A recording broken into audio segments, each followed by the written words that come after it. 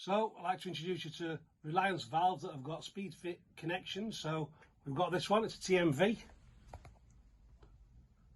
So very easy to install, just push fit. So you've got hot in one side, cold in the other and mixed out the top.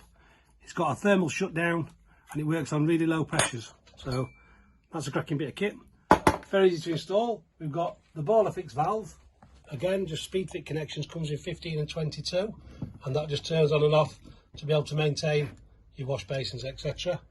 We've got a pressure reducing valve. Again, no tools required, that comes in 15 and 22.